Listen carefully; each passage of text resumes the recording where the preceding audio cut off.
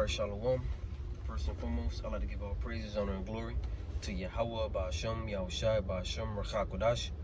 I'm going to give double honor to the apostles and the elders of Great Millstone. And also Shalom to those who elect him his word and truth and sincerity. So in this lesson right here, I wanted to go through the book of Joel, the 3rd chapter.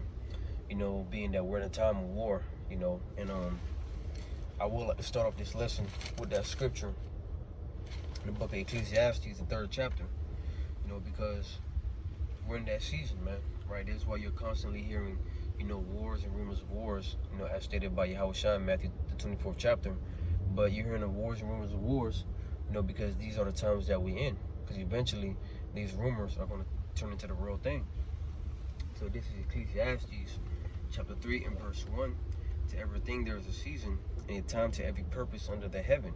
And I'm going to jump straight to the point, It says, matter of fact, I might as well start from verse 2. Salaki. A time to be born and a time to die, a time to plant and a time to pluck up that which is planted, a time to kill and a time to heal, a time to break down and a time to build up. You see, and pretty much we're in a time of Yahweh Ba'ashem Yahushua putting a lot of people to death, right? We're in a time of Yahweh Ba'ashem Yahushua breaking down this wicked kingdom, this wicked society, before every kingdom fell, a major sign of that fall, the fall of that kingdom, was, the prophets. They were a sign of the Lord speaking judgment against a particular rulership before he brought them down. All right. It says, a time to weep and a time to laugh, a time to mourn and a time to dance. You see? So we're like, when I read this, you'll see that the negative parts that this calls out, these are the times that we're in, for lack of better words. A time to mourn, a time to weep. These are the times that we're in right now. All right, but people still have that delusion in their head that nothing's happening, therefore they laugh, therefore they're in their mirth. That's why it says in the scriptures, when they shall say peace and safety, then sudden destruction shall come upon them. All right.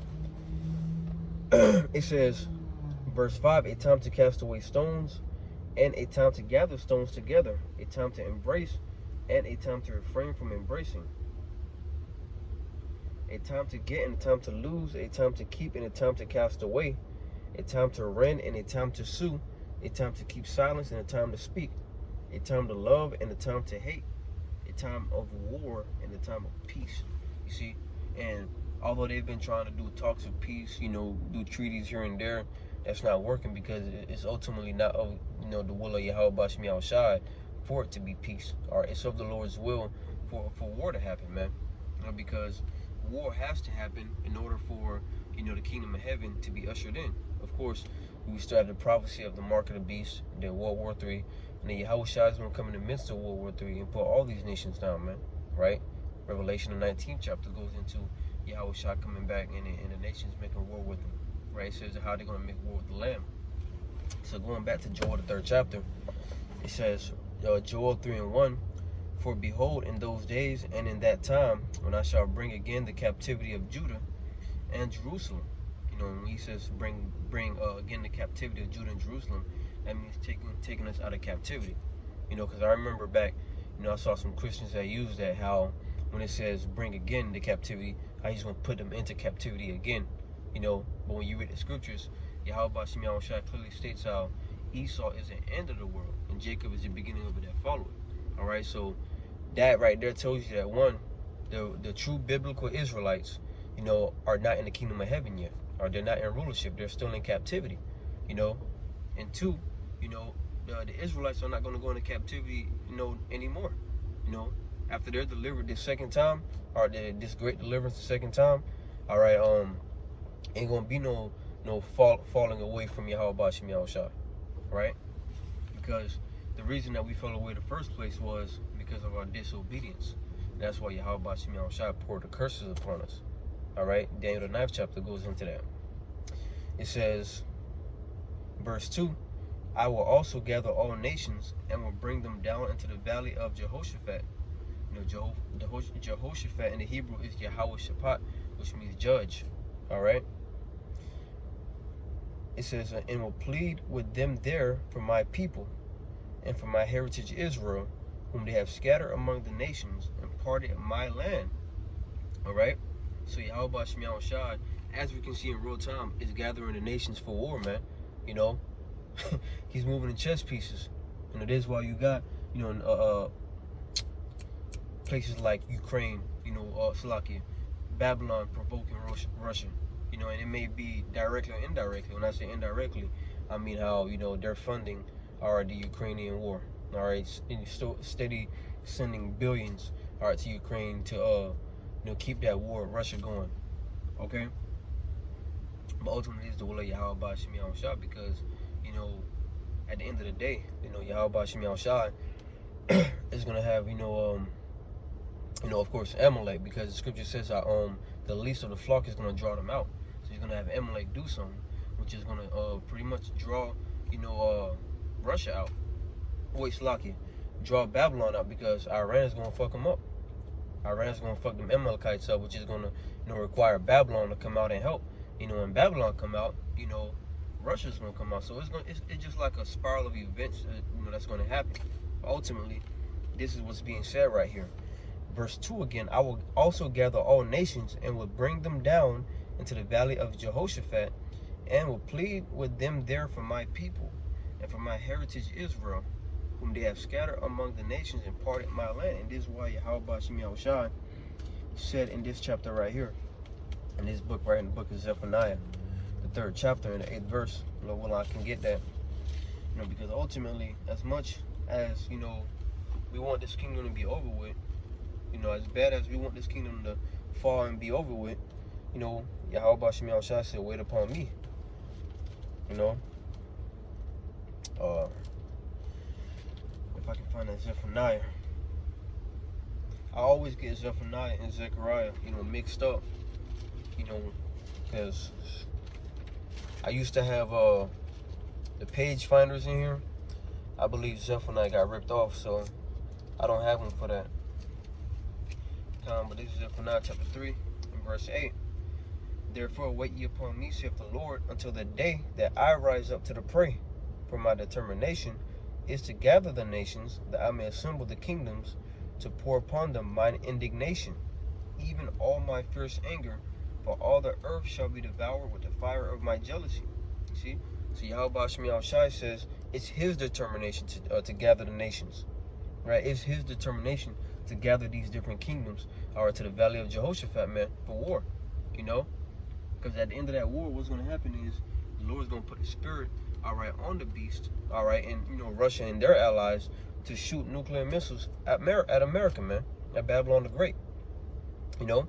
Because America, which is Babylon the Great in the scriptures, you know, is that main place of judgment spoken of in prophecy. All right? Going back to Joel, it says, verse 3, and they have cast lots. Slakin. I'm reading verse 2 again. I will also gather all nations and will bring them down into the valley of Jehoshaphat, and will plead with them there for my people and for my heritage Israel, whom they have scattered among the nations and parted my land. And how they part the land? You know, they're in the land of Israel. You know, you got the Palestinians, you got the Israelis, you know, you got these different nations in there that's claiming to be us, man, you know, and they're fighting over a land that's not even for them. But ultimately, the real people will be set back in their land, which are the so-called blacks, Latinos, Native Americans. All right, we are the true Israelites. We're just in captivity right now, you know, here in America and of course scattered around the world. But when Yahweh shall return, he's going to gather his elect. Verse 4 says, yet, and what have you to do with me, O Tyre and Zidon, and all the coast of Palestine?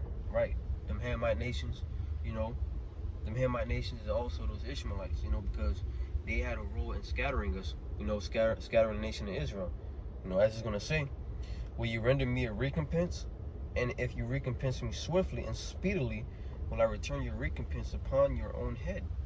Because ye have taken my silver and my gold, and have carried into your temples my goodly, pleasant things, you know. And the riches that these nations got, you know, is really our riches. It's really our things, you know. They just took us down and took what we had, you know.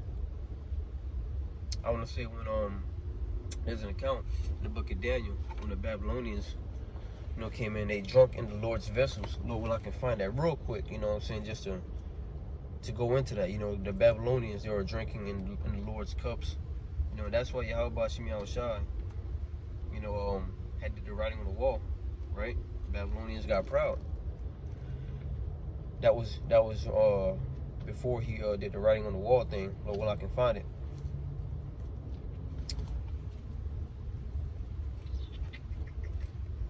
Daniel chapter 5, right? Make sure that thing recording. Con. So Daniel chapter 5.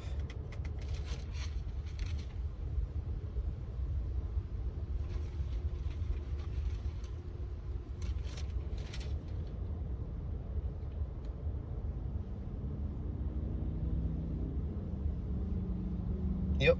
Daniel chapter 5 and verse 2, it says, Belshazzar, whilst he tasted the wine, commanded to bring the golden and silver vessels which his father Nebuchadnezzar had taken out of the temple, which was in Jerusalem, that the king and his princes, his wives, and his concubines might drink therein. You see? So they took our vessels out of the temple. You know, and that's just an example of the nations. You know, when they took us down, you know, they took all of our things too. You know, they took our cups, our gold, our silver, you know, the goodly things. You know? So not only did you, you know, take the Lord's people, you took also, you know, his goodly things, man. But overall, you took his people, you know, which he loved, which he loves. Not loved because he loved